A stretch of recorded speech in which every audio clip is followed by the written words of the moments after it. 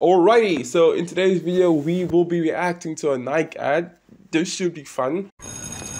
Today I have a presentation on dynasties. But I refuse to talk about the ancient history and drama. That's just the patriarchy. Can I get the email of whoever wrote the script for her? Instead, I'm going to talk about a dynasty that I actually look up to. An all-women dynasty. Women of color. Gay women.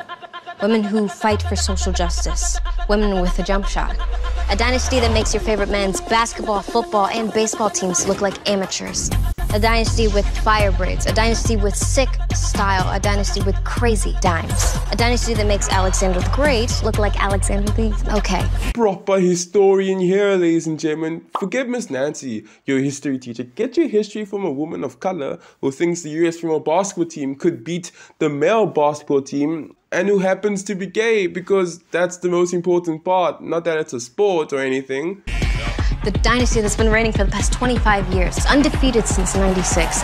Well, that's probably down to the fact that basketball, well, female basketball isn't as well developed in so many countries, so there isn't a lot of competition. I mean, when a team goes undefeated for decades, that really points to not being good enough competition.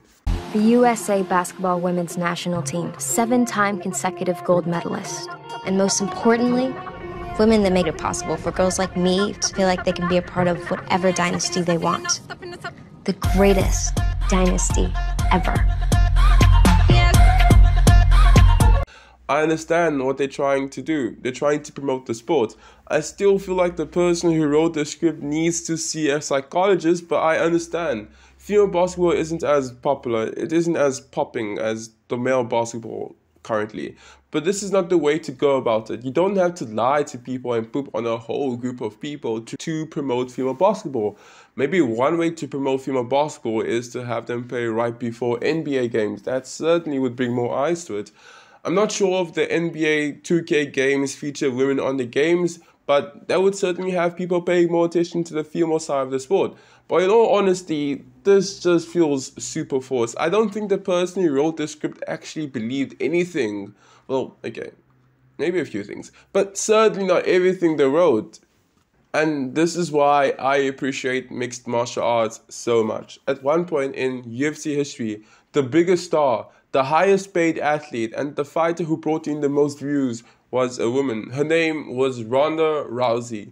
She was the biggest star in such an aggressive male-dominant sport, and it didn't feel forced. People actually wanted to see her fight, not because she was a woman, maybe that played a part, but mostly because she was extremely good at fighting. She was finishing fights in the very first few seconds of the first round. She was extremely exciting to watch. There was no one like her. Irrespective of sex, she was the highest paid fighter and the biggest star in the sport. And it didn't feel forced. All of this happened in 2013 nonetheless. She was once bait questioned by feminists, and this is how it went down. Rhonda, Lauren down here from the Herald Sun again. Just another quick one about Angela's question on equality just before. We've got quite a large pay dispute happening with our Australian women's soccer team at the moment. Is it frustrating for you as someone who's so prominent in your sport?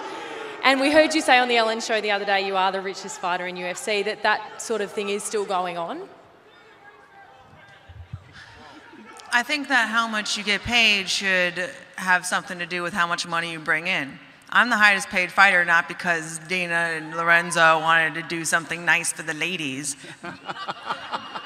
They do it because I bring in the highest numbers. They do it because I make them the most money. And I think that the money that they make should be proportionate to the money that they bring in. It wasn't some feminist group movement that placed pressure on the UFC to pay her more money. She was the highest paid because she brought in the most money. That's why I love the sport. It's pure. There's no political nonsense in it. When a woman headlines a card, they headline a card not because of some woke ad that poops on men, but because they're actually talented and people want to see them compete. The best thing about this is that no one had to make a woke ad, no one had to lie and call them the greatest dynasty ever. They got to the top, they headline cards because they deserve to. Hope you enjoyed this very short video. If you did, leave a like and subscribe. Check out my other stuff and I'll catch you later. la espada que guarda el caudal, tú el aire que